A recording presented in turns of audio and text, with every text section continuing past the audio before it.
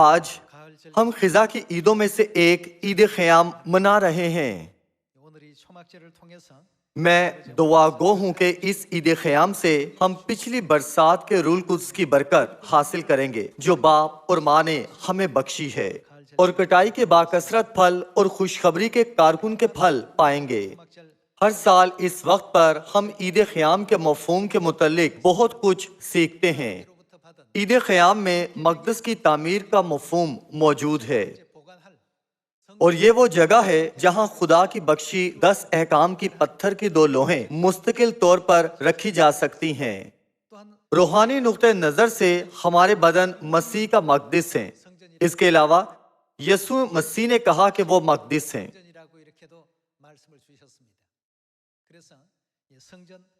اس لیے عید خیام میں اپنے کھوئے بھائی اور بہنوں کو جو کہ مقدس کا سامان ہے ڈھونڈنے اور جلد جمع کرنے کا روحانی مفہوم موجود ہے۔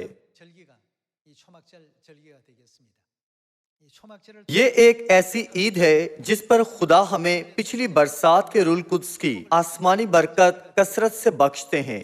جب ہم مختلف نبوتی واقعات کو ہمارے آس پاس رونما ہوتے دیکھیں تو کیا ہم سب محسوس نہیں کر سکتے کہ آسمان کی بادشاہی نزدیک ہے؟ اگر اب تک ہمارے ایسے خاندانی اراکین، دوست و احباب ہیں جنہیں ہم نے اب تک منادی نہیں کی، تو ہمیں اپنی بہترین کوشش کر کے انہیں خدا کی خوشخبری سنانی چاہیے۔ ماضی کی نسبت مجھے ہر روز خوشی کی خبریں ملتی ہیں کہ اب سننے کے لیے زیادہ لوگوں نے کان کھولے ہیں۔ اس کی وجہ یہ ہو سکتی ہے کہ ہم عالمی وبا کرونا وائرس میں ہیں۔ ایسا ساری دنیا میں ہو رہا ہے، چاہے یہاں یا دوسرے ملکوں میں۔ جب تک ہم خوشخبری کی منادی کرنے پر راضی ہیں، خدا ہمیشہ راہ کھول دیتے ہیں۔ اس لیے ہمیں پہلے ایسا کرنے کے لیے رضامند ہونا چاہیے۔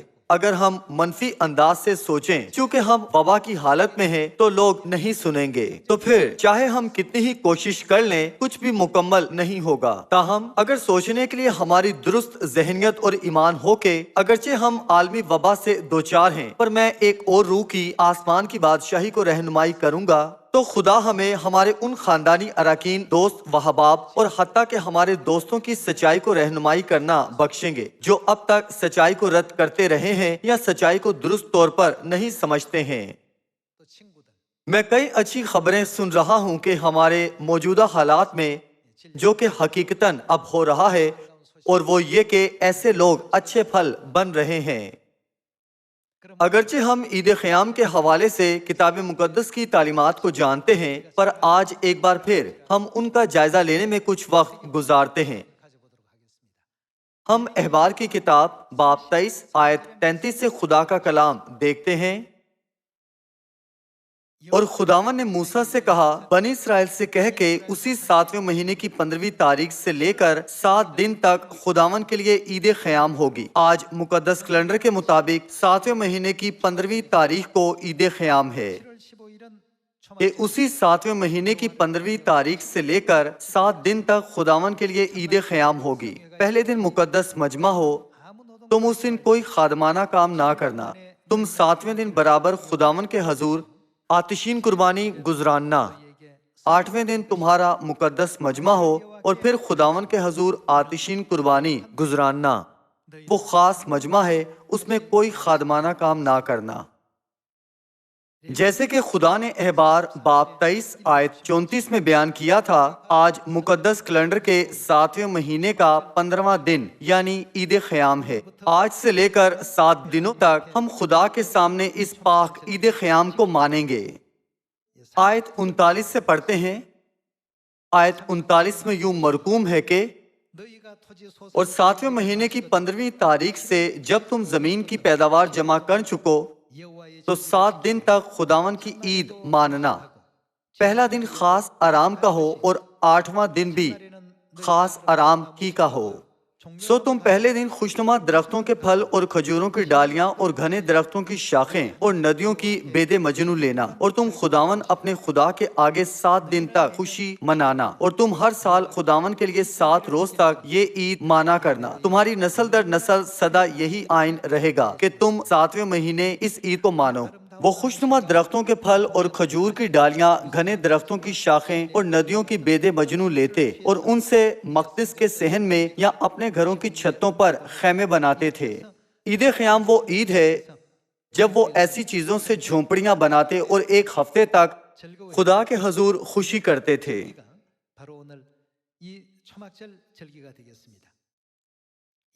خدا ہمیں عید خیام کی یادگاری مقدس مجمع میں اکٹھے ہو کر کرنے سے کہتے ہیں۔ خروج باب 35 آیت 4 سے دیکھتے ہیں۔ 7ویں مہینے کے 10ویں دن یعنی کفارے کے دن موسیٰ پتھر کی 2 لوہیں جن پر 10 احکام کندہ تھے لیے اترا تھا۔ اس نے اسرائیلیوں کو خدا کی مرضی پہنچائی تھی اور اعلان کیا تھا کہ وہ لوگ ایک خیمہ بنائیں جس میں وہ پتھر کی لوہیں رکھیں گے اور خدا کی خدمت کریں گے۔ اس اعلان کے جواب میں اسرائیلیوں نے وہ سب جو ان کے پاس تھا اکٹھا کیا اور خدا کو کثرت سے ہدیے پیش کیے تاکہ وہ خیمہ تعمیر کرنے کے سامان کے طور پر استعمال ہو سکے۔ خروج باب 35 آیت 4 دیکھتے ہیں۔ باب 35 آیت 4۔ اور موسیٰ نے بنی اسرائیل کی ساری جماعت سے کہا، جس بات کا حکم خداوند نے دیا ہے وہ یہ ہے کہ تم اپنے پاس سے خداوند کے لیے ہدیہ لایا کرو۔ جس کسی کے دل کی خوشی ہو وہ خداوند کا ہدیہ لائے، سونا اور چاندی اور پیتل اور آسمانی رنگ اور ارغوانی رنگ اور سرخ رنگ کے کپڑے اور مہین کتان اور بکریوں کی پشم اور مینڈوں کی سرخ رنگی ہوئی کھالیں اور تخس کی کھالیں اور کیکر کی لکڑی اور جلانے کا تیل اور مسح کرنے کے تیل کے لیے اور خوشبودار بخور کے لیے مسالہ اور افود اور سینہ بند کے لیے سلیمانی پتھر اور جڑاؤ پتھر۔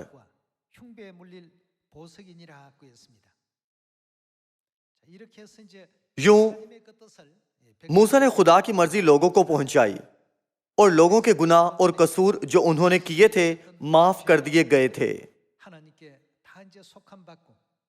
تب سے وہ خوشی سے خدا کا خیمہ بنانے کا سامان لانے لگے تھے۔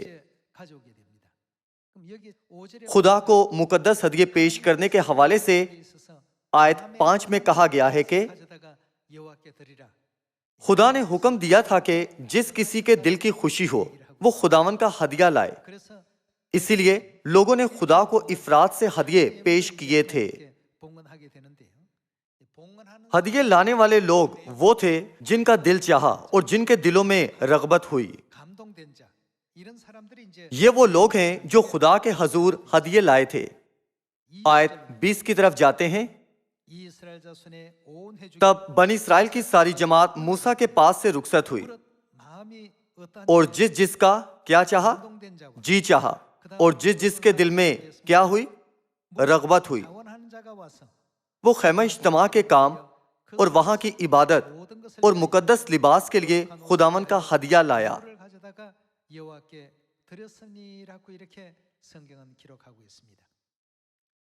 ہر کوئی خیمہ کے لیے ہدیے لانے کے قابل نہ تھا۔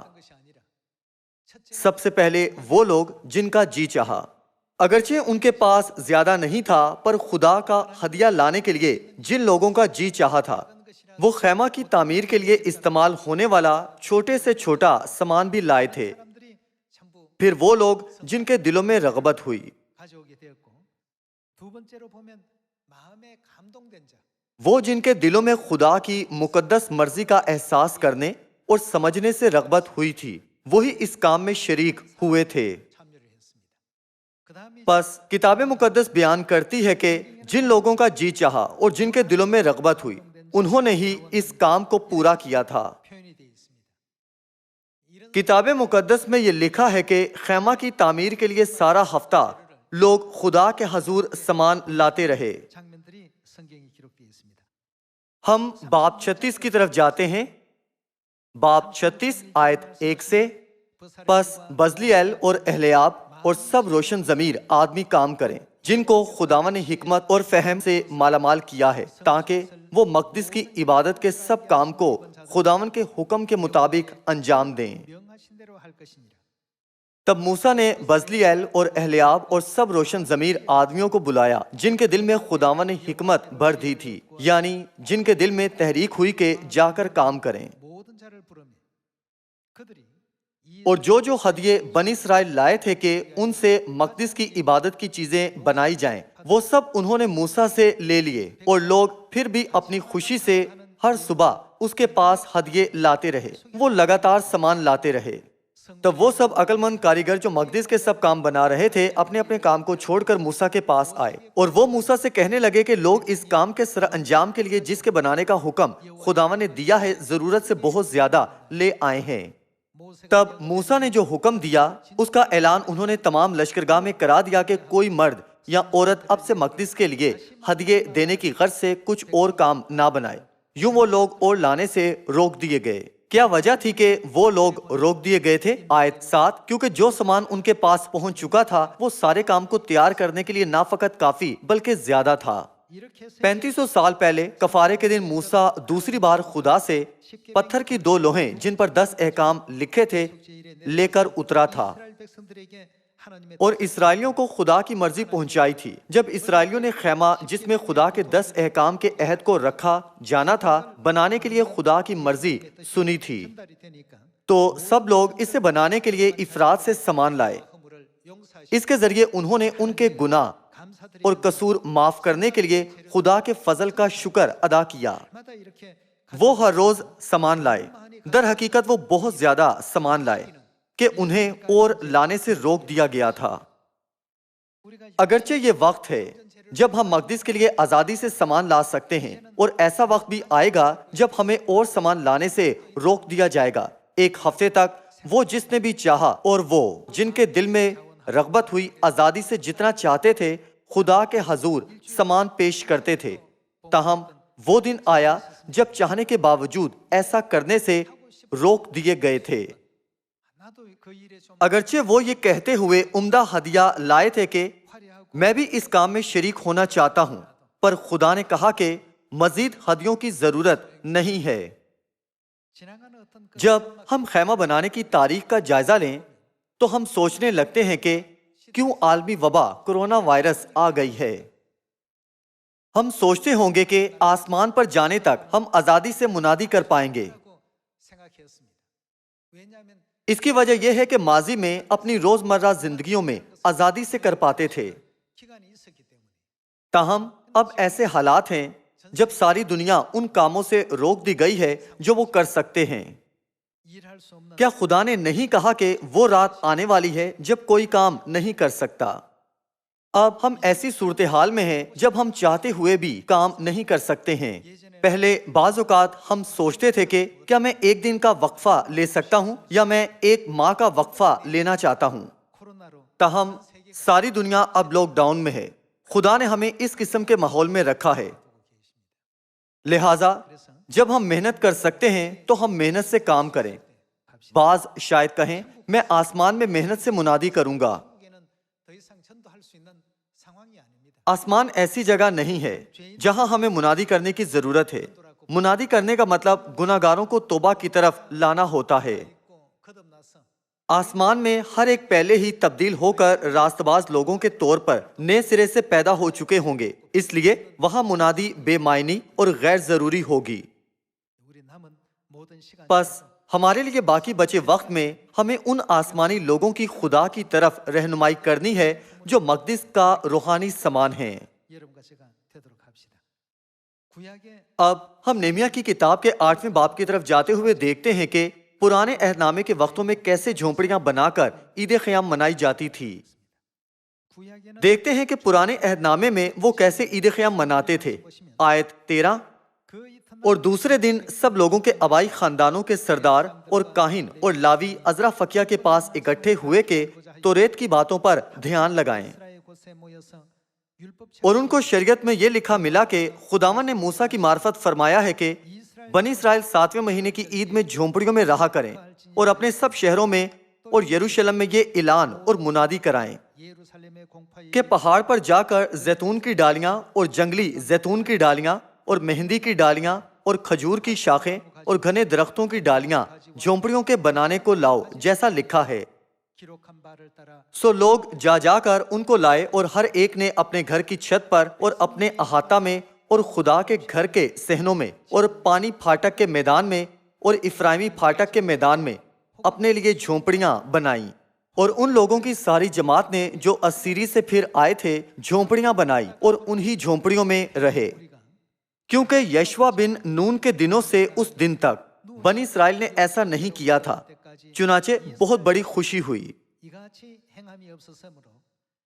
और पहले दिन से आखिरी दिन तक रोज बरोज उसने खुदा की शरीयत की किताब पढ़ी और उन्होंने 7 दिन ईद मनाई और 8वें दिन दस्तूर के मुआफिक मुकद्दस मजमा फराहम हुआ।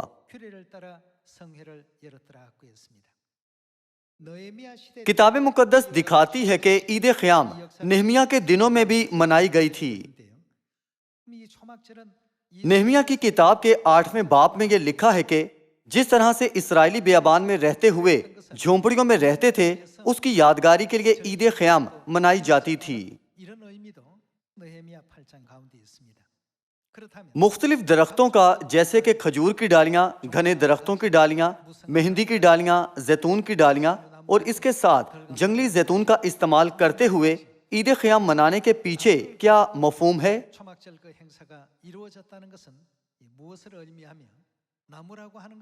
और किताब मुकद्दस में दरख्त किसे जाहिर करते हैं?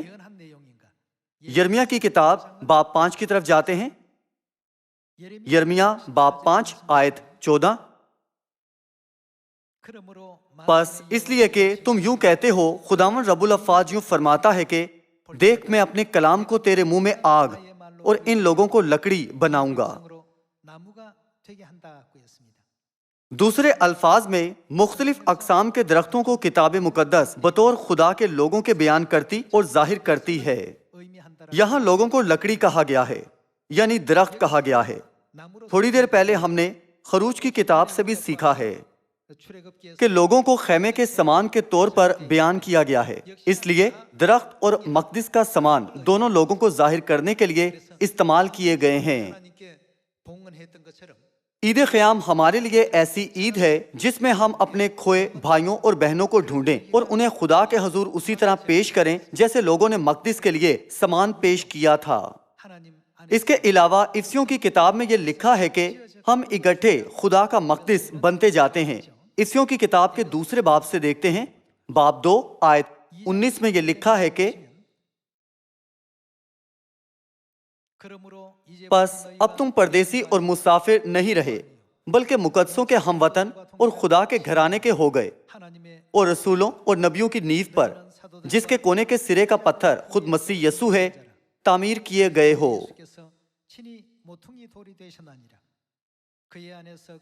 इसी में हर एक इमारत मिल मिलाकर ये क्या बनता है? खुदावन में एक पाक मक़दिस बनता जाता है और तुम भी उसमें बाहम तामीर किए जाते हो ताकि रूह में खुदा का मस्कन बनो। ये वो बात है जो किताब मुकद्दस हमें सिखाती है।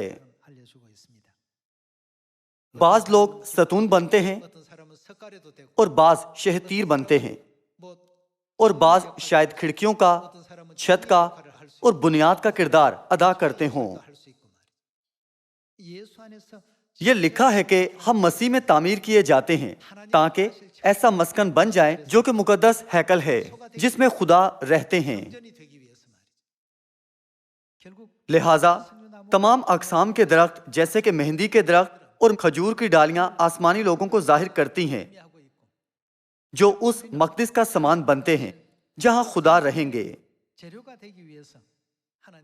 खुदा ने इसराइलियों को पहाड़ों और मैदानों से लकड़ी जमा करने को कहा था।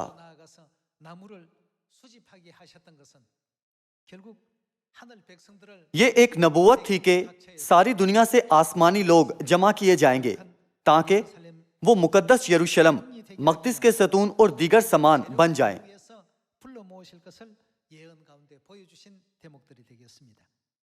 मुकाशफा की किताब के 3 बाब की तरफ जाते हुए इसकी तस्दीक करते हैं।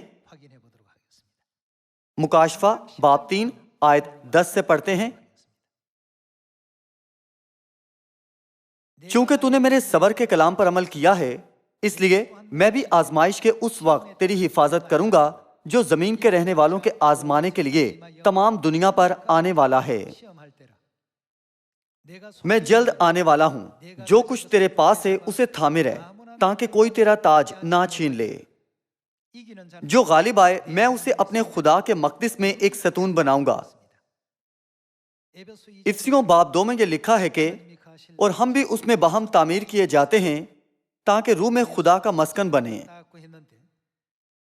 मुकाशफा बाब 3 आयत 12 में भी ये लिखा है कि जो गालिब आए मैं उसे अपने खुदा के मकदस में एक सतून बनाऊंगा, वो फिर कभी बाहर ना निकलेगा। और मैं अपने खुदा का नाम और अपने खुदा के शहर यानी उस नए यरूशलेम का नाम जो मेरे खुदा के पास से आसमान से उतरने वाला है, और अपना नया नाम उस पर लिखूंगा। जिसके कान हो वो सुने कि रूह कलीसियाओं से क्या फरमाता है। यहाँ भी ये लिखा है कि वो जो गालिब आता है मैं उसे अपने खुदा के मकदस में एक सतून बनाऊंगा। क्या मकदस में सतून से मुराद मकदस में इस्तेमाल होने वाले सामान का हिस्सा नहीं है? हम सब खुदा के मकदस का सामान हैं। खुदा बयान करते हैं कि सयून के तमाम खानदानी अराकीन बहम तामीर किए जाने के अमल में हैं ताकि मस्कन बने जहां खुदा रहते हैं, यानी खुदा का मकदस। 3500 साल पहले मूसा के जमाने में खुदा की हिदायत के मुताबिक खैमे की तामीर के लिए, जिसमें खुदा के अहद की 2 मुकद्दस पत्थर की लोहों को हमेशा के लिए रखा जाना होगा, हर एक ने पहले खुदा से तौबा की।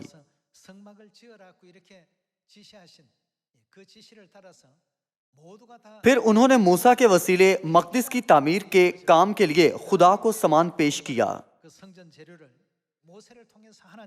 इसको अंजाम देने के लिए अहलियाब जैसे लोगों ने अफूद जैसी चीजों और जो कुछ भी खुदा के मकदस के लिए दरकार था बनाने की हर मुमकिन कोशिश की थी। 3500 साल पहले वकू में आने वाला ये काम किताब मुकद्दस में दर्ज है।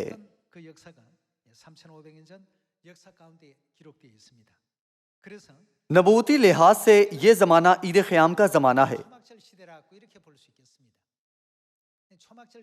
इस जमाने में हर कोई खुदा के लोगों को जमा करने का काम नहीं कर सकता जो कि मकदस का सामान है।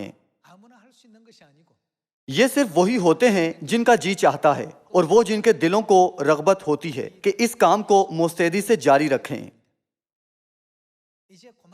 ये काम तब तक जारी रहेगा जब तक कि खुदा और सामान लाने से रोक देने का हुक्म नहीं दे देते। 2000 साल पहले जब यसू इस जमीन पर आए थे तो आसमान पर उठाए जाने से पहले उन्होंने शागिर्दों को कहा कि सब कौमों में जाकर शागिर्द बनाओ और उन्हें बाप, बेटे और रूह कुद्स के नाम से बपतिस्मा दो और उनको ये तालीम दो कि उन सब बातों पर अमल करें जिनका मैंने तुम्हें हुक्म दिया है। ये वो ताकीद थी जो यसू ने उन्हें 2000 साल पहले की थी।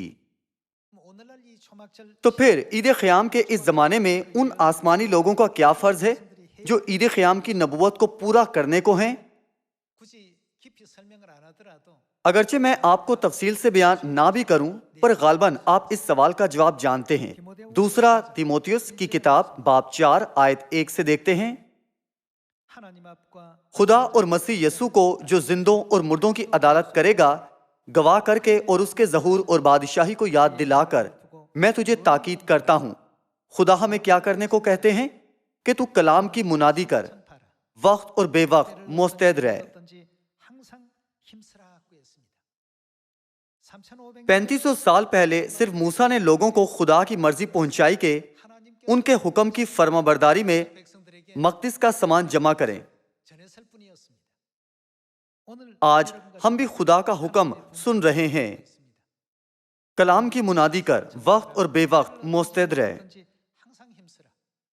हम खुदा की आवाज सुन रहे हैं जो खुदा हमें पौलुस रसूल के वसीले पहुंचा रहे हैं।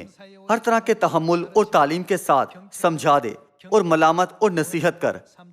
आयत 3, क्योंकि ऐसा वक्त आएगा कि लोग सही तालीम की बर्दाश्त ना करेंगे, बल्कि कानों की खुजली के बाइस अपनी अपनी ख्वाहिशों के मुआफिक बहुत से उस्ताद बना लेंगे और अपने कानों को हक की तरफ से फेर कर कहानियों पर मतवज्जा होंगे। मगर तू सब बातों में होशियार रह, दुख उठा, बशारत का काम अंजाम दे, अपनी खिदमत को पूरा कर। आसमानी लोगों के लिए बशारत का काम क्या है? यह हमारा रूहानी फर्ज है, मुस्तैदी से ऐसे आसमानी फल जमा करते हुए जो मकदस का सामान है। ہمیں عید خیام کے زمانے میں بشارت کا کام انجام دینے کی ضرورت ہے۔ تاہم کتاب مقدس بیان کرتی ہے کہ جن کے دلوں میں رغبت نہیں ہوتی وہ ہرگز اس کام میں شریک نہیں ہو سکتے۔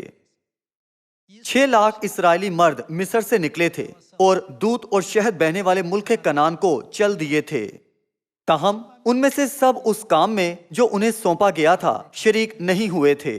مقدس کا سامان ان لوگوں کے وسیلے جمع کیا گیا تھا جن کے دلوں میں رغبت ہوئی اور خدا کے کلام کی فرما برداری کے لیے جن لوگوں کا جی چاہتا تھا۔ اہلیاب اور بزلیل جیسے لوگ اس کام میں بڑھ چڑھ کر شریک ہوئے۔ 3500 سال پہلے وقوع میں آنے والے اس کام کو کتاب مقدس میں تفصیلاً درج کیا گیا ہے۔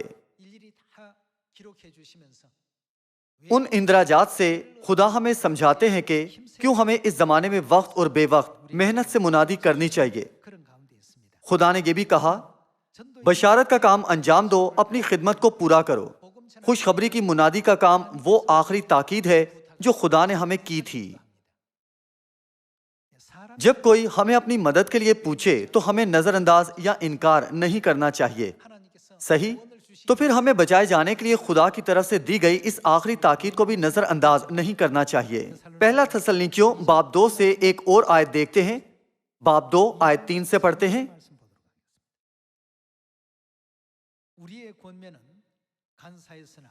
کیونکہ ہماری نصیحت نہ گمراہی سے ہے، نہ ناپاکی سے، نہ فریب کے ساتھ، بلکہ جیسے خدا نے ہم کو مقبول کر کے خوشخبری ہمارے سپرد کی ویسے ہی ہم بیان کرتے ہیں، آدمیوں کو نہیں بلکہ خدا کو خوش کرنے کے لیے جو ہمارے دلوں کو آزماتا ہے۔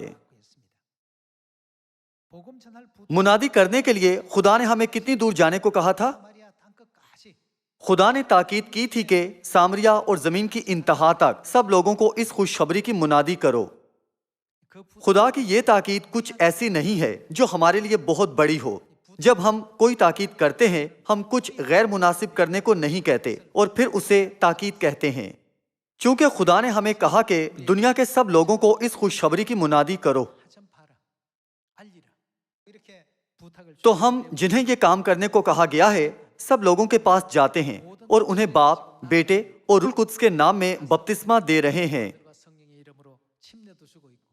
ہم انہیں خدا کی مرضی سے آگاہ کر رہے ہیں تاکہ وہ نئے عہد کی ان سب سچائیوں کو مان کر ان کی فرما برداری کر سکیں جن کا خدا نے ہمیں حکم دیا ہے۔ ہمارے گرد ایسے لوگ ہو سکتے ہیں جنہیں اب بھی اس انجیل کی یعنی خوشخبری کو سننا ہو۔ اس عید خیام کے وسیلے ہم انہیں منادی کریں۔ اپنے دلوں میں کسی تبدیلی کے بغیر یا خدا کے کلام پر عمل کی رضامندی کے بغیر ہمیں عید خیام نہیں منانی چاہیے۔ اس کے برعکس اس عید خیام سے اور اس باقی سال میں اپنے سارے دل، جان اور عقل کو باکثرت پھل کاٹنے کے کام میں لگا کر اور زیادہ اچھے پھلوں کی آسمان کی طرف رہنمائی کر کے ہم خدا کو خوش کریں۔ اسی کے ساتھ میں آج کا وعظ ختم کرتا ہوں۔ میں امید کرتا ہوں کہ سیون کے سب خاندانی اراکین اس عید سے زیادہ برکات حاصل کریں گے۔ آپ کا بہت شکریہ۔